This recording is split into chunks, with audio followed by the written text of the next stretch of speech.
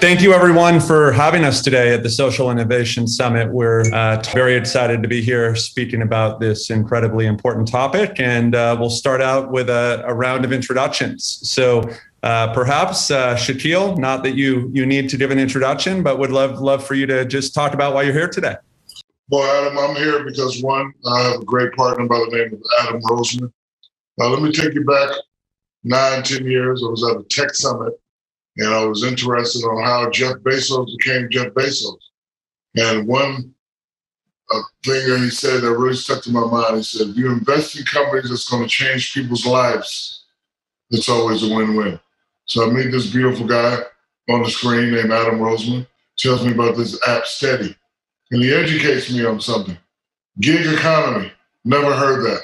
I'm the guy that never had to write a resume, never had to go in for a job interview, don't know what it feels like to be fired, rehired, looking for jobs, filling out applications. I know nothing about that. But in talking to Adam and his team, they told me about that. And I remember that used to be my mom, it used to be my dad, it used to be my aunts and my uncles. And, you know, in dealing with Steady, we want to help people gain extra income. You know, we do a lot of forums like this. We once met with 10 different people in Atlanta. We actually went out to go see them. And, you know, stories were different. Hey, I work, I have a good job, but I do extra gigs so I can go on vacation. And she showed us her vacation pictures. Another family was, I work, I make good money, but my mom is sick. She's living with us now. I need to get extra money to take care of her. So this is something that I was very, very impressed by. So Adam and Greg, thank you for having me on the team. And I look forward to, you know, listening to you guys on this panel today. Thank you so much, Shaquille. We couldn't be more honored to have you as a partner and here today. And I'm sure everyone's going to enjoy hearing some of your additional perspective. Thanks so much. And Greg, we're super privileged to have the chance to have had some workings with Intuit and with the consumer group that you lead. And you have tremendous insights on some of these important topics we're talking about here today. So would love for you to kick off with an introduction. Adam, first of all, thank you. It is a privilege and an honor to be here. Shaq, just a privilege and honor to be with you as well. Hey, I grew up in a military family and lived all over the world. I actually worked in the military, and I lived, I learned, I worked, I played. And one thing I learned is how do you embrace the similarities that we all share across cultures and races, but how do you honor the differences? And those differences are really important. And, you know, I don't know that we're doing a great job in America today honoring the differences and really enabling and providing the type of resources and opportunities to help the Black community.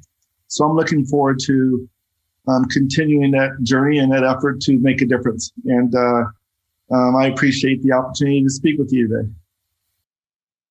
Great. Thank you so much, Greg. So to, I think, set the stage a little bit on what we're talking about in today's session, COVID over the course of the last 15 months has really, uprooted so many lives. 40 million Americans have lost jobs that may never recover.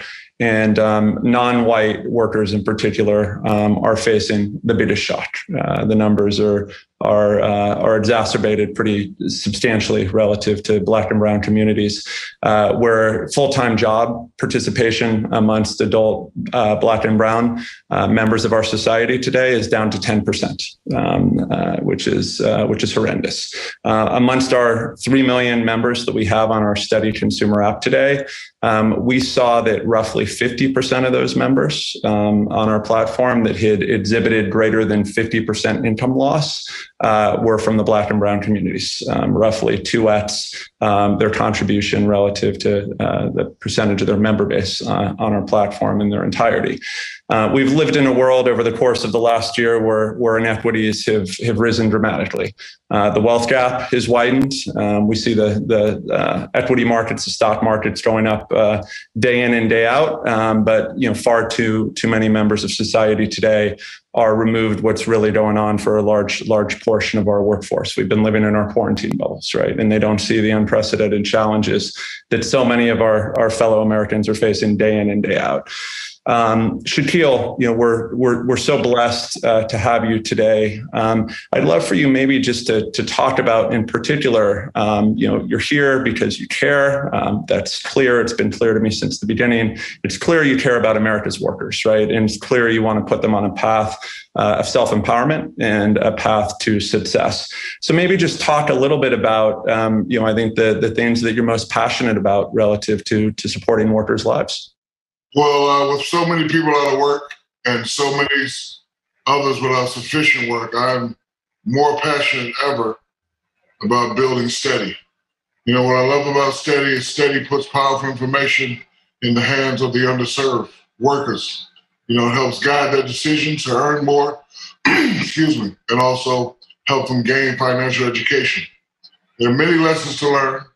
Underserved communities face a shortage of financial education. I went through a huge education ramp myself. Let me give an example.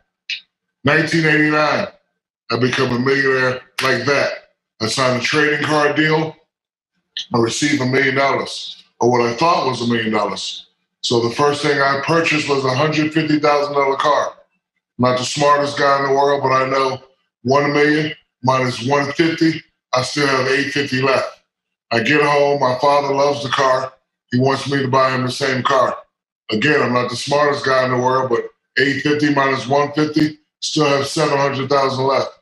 I get a condo, I pay it off for the year, I buy some jewelry, $60,000 worth of earrings. The next day, I receive a phone call from the bank manager. And he said, Shaq, I want you to come to my office. And this was my first lesson on financial education. I've never heard the word FICA and state tax and sales tax. So I thought that I was profiting, well, not profiting, but I thought that I was netting $1 million. But when you take out all the FICA and the tax, it only came up to $650. I spent $600,000 in one day, had no idea about tax and all that stuff. So after that, that's when I, really started paying attention to, financial literacy and financial education. True story. That's amazing. Thanks so much for sharing. And clearly, so many workers in this country are facing that information gap. And, Greg in particular, obviously, Intuit is a huge player in that space in terms of helping to educate the U.S. workforce. So would love to hear from you about topics of today, the challenges as you see them, and what's driving that passion for you. Yeah, there will always be things outside of your control and some things within your control. And we must work that problem from both sides.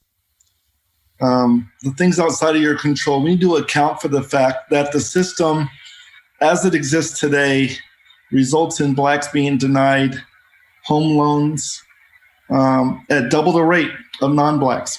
17% or 17% of Black consumers that apply for a mortgage or a home loan get denied. The other thing we need to fix is just how do we recover from the impact of COVID? COVID has had a huge impact on the lives of many Black citizens, particularly those in the Black community that own a business. It's staggering that during COVID, 41% of all Black-owned businesses were eliminated.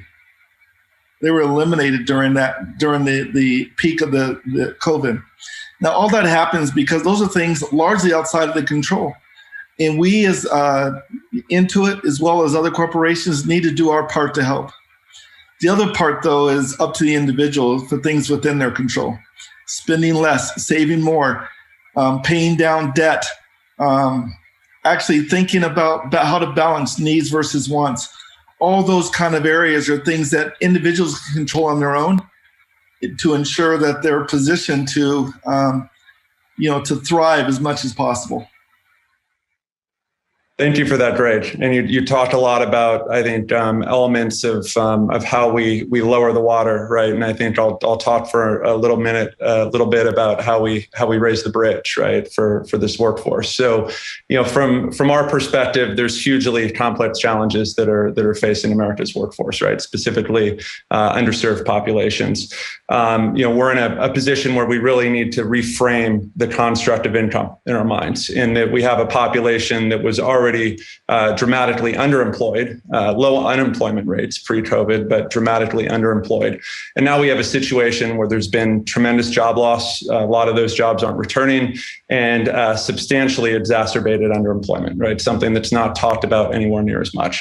So from my perspective, when I think about income today, I think about what are things that help you buy stuff, right? And for America's workforce today, I'm not a believer that work-related income is going to generate a livable wage for everyone, even a large majority of our workforce. So I think we need to think about it in different ways.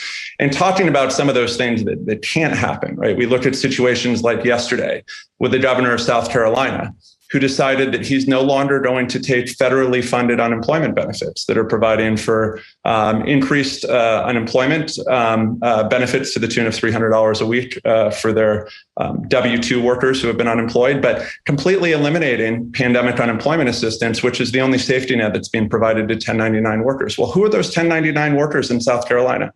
We all know who those are. Right. Those are underserved minority populations, the majority of those individuals, and he's pulling that safety net out from under them.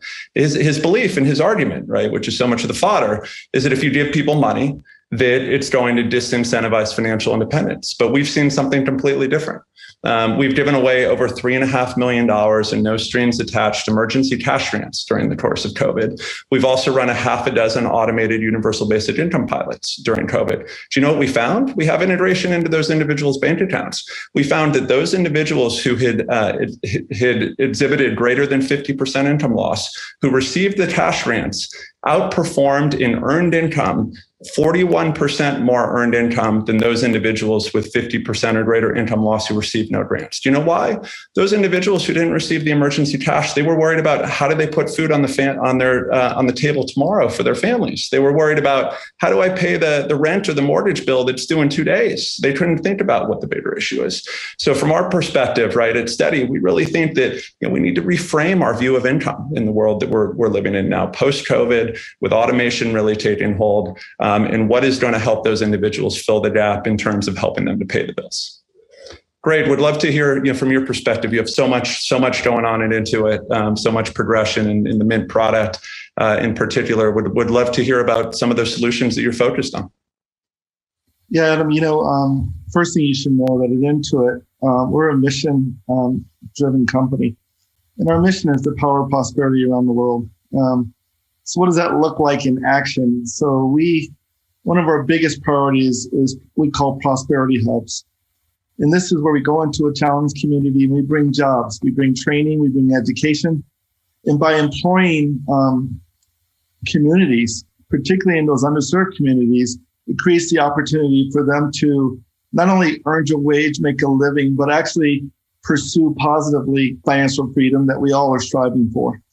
We do a lot around education, around tax, around personal finances, around how to start and manage your small businesses. We also partner. We partner with other mission-based companies like Steady. In our case, Adam, our partnership between Mint and Steady has generated thousands of people applying for thousands of jobs on your platform. That's what prosperity is. It's not about giving money to people per se. It's about giving opportunity. And the opportunity is something that we just need to create more opportunity for underserved markets. And so that's what Intuit is passionate about, committed to, and that's a mission that we're pursuing. Thank you for that, Greg. Again, so pleased to have the opportunity to work with you and hear the statistics that we're able to see relative to that joint filling of the information gap. And as we look ahead to a long recovery, right, filling that information gap and providing people with more tools to make the best decisions from themselves is what's most important, I think, from both of our organizations' perspectives. We at Steady, we're focused on filling the information gap as it relates to income. right? And if you're an individual today who may have had a particular line of work that enabled them to acquire a specific skill set, there's no clear place to go to figure out, where do I apply those skills to earn more, right? First off, if you're an hourly worker and you take an hourly job, you know how much when you get that job, how much you're going to make per hour, but you have no idea how many hours you're going to get per work generally. You have no idea what the volatility of those hours are going to be. And if you're a worker who's a mixed earner, like so much of our working population is now, who has to piece together multiple incomes, not knowing your schedule, not knowing how much you're going to make each week, is incredibly challenging. And there's no information around that. If you're a 1099 worker, gig worker, right, you have no idea what your utilization rates are going to be. And that means everything. If you're not working, if you're sitting in your car, if you're sitting at home because you haven't been booked, that's a big problem. But you don't know. You have no ability to forecast. So I think from our perspective, we're hugely focused on filling that particular information gap of utilizing collaborative community data to help people understand how they can earn more. And we're super excited that we've been able to do that now and deliver an average of $5,500 more per year for those individuals who are on the study platform than they were earning before.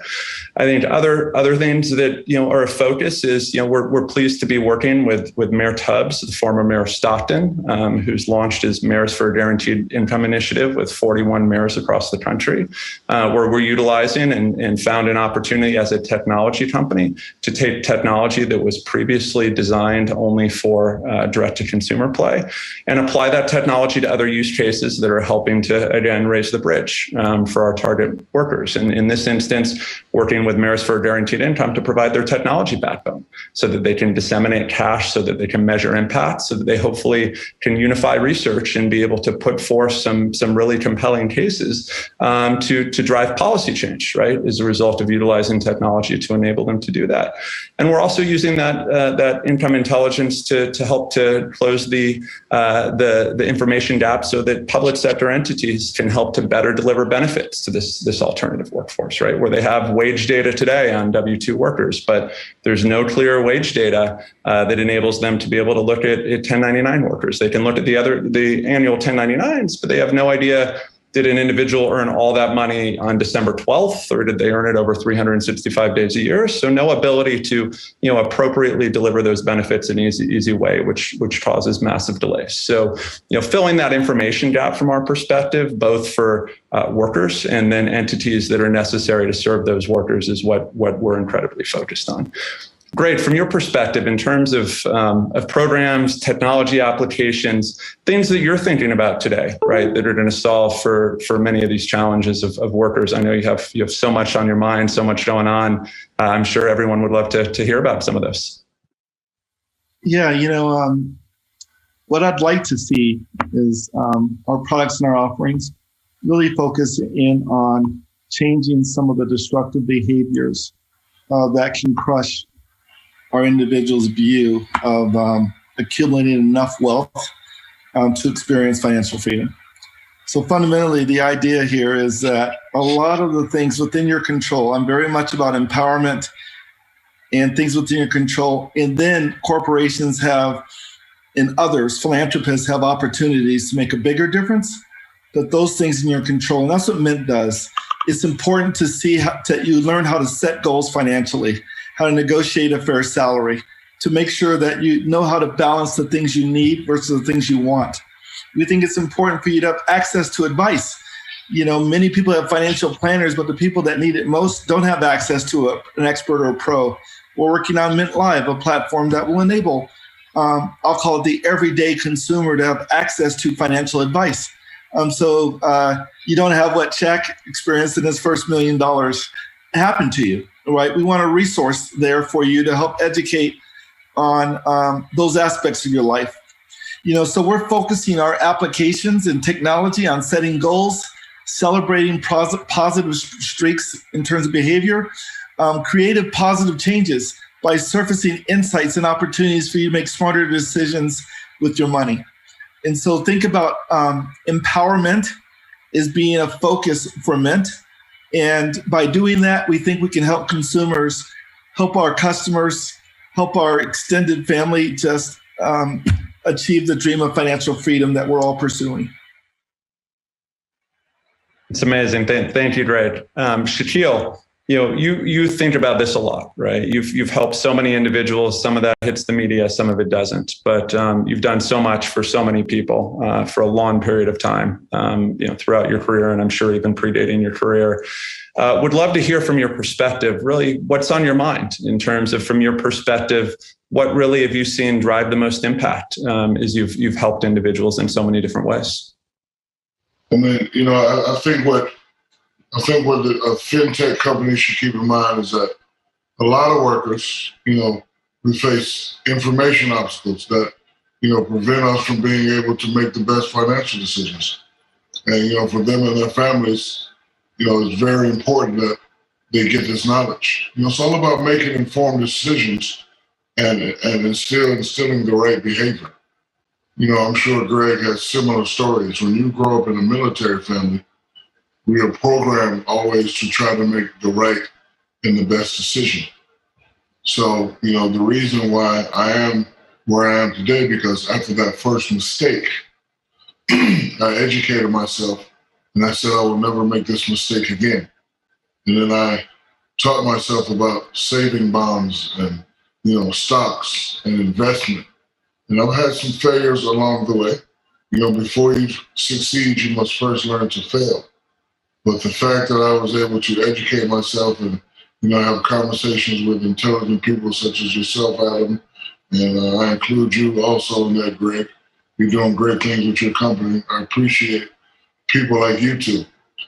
But, a lot of people don't have this information. They don't really have time to get this information because, it's a lot more people that are working 2 and 3 jobs than there are spoiled rich brats like myself. And I put myself in that category. I always tell people, hey, I'm lucky. I played a sport, I made a lot of money, but, this isn't the real world. I meet people every day that work 2 and 3 jobs and, just to, take a simple U-Haul trip vacation, which means the world to them. So I want to help people live out their dreams, help them gain financial freedom and help them with financial literacy. Again, I'm very honored to be partnered with Kobe Bryant and Larry Bird. You guys are, at the top of the business class when it comes to doing what you're doing, and I appreciate this opportunity to hang out and speak on this forum today. Thank you, Shaquille. That's amazing. And I think if again, people only knew about all those interactions and that support that you've provided to so many, only a small part of that hits the media, but just even watching you interact with people day to day and, the advice that you're able to impart and the value that they leave with is just amazing. And so glad to have you here with us at the Social Innovation Summit. Greg, I'd love to hear your thoughts, right? You're at the helm of a very large, consumer fintech that has the ability to impact so many people's lives. You see so much data, you're contributing so much. Would love if you could wrap this up for us and give us some final thoughts. Yeah, Adam, gosh, I wish we can go longer. This topic needs to be talked about more. Talking about personal finances is like taboo, right? I mean, usually people don't tell those stories. I appreciate, Shaquille, you sharing the mistakes, because the mistakes are the things that you learn from, as you said, Shaq, that make a difference in the future. We're all going to make them. We see that in our business. We see that in through our Mint application. We understand how decision-making really cripples and makes an impact on a person's financial life. And you see it when people overdraft fees. The amount of money they pay in fees doesn't make sense. We see what it looks like when people's incomes go down because of unemployment. We see the impact it has in their refunds in terms of their tax refunds as they think about unemployment, as well as income, as well as 1099 income, and how do they balance it all so that it makes sense. The world's getting increasingly complicated, and we need to do more than educate. We need to drive simplification and making it simpler for people to make smart decisions. How do we unlock smart money decisions for consumers and for people, and particularly in the Black community? I would just say that in the Black community, it's an extra burden. You almost become disabled because you are Black versus enabled by being Black. And one thing that I think is important is how do we enable communities to be successful? And we can do it through financial literacy, as Shaq shared. We can do it through education. We can do it by attacking those individual behaviors. And we as corporations can do it by trying to make a bigger impact in the system, in the systematic challenges that confront us. Awesome. Thank you so much for that, Greg, and hearing about everything that Intuit is doing and has on its roadmap is amazing. Can't wait to see it in action. Shaquille, thank you so much for being here at the Social Innovation Summit, for sharing your passions, for doing everything that you do to help play your part in helping to close the wealth gap as it relates to underserved populations. We can't be more pleased to have you as a partner in Steady. Thank you, everyone, for joining us. All right. Thank you, guys. Thank you, gentlemen, so much. All right. Thanks, everyone, for joining us.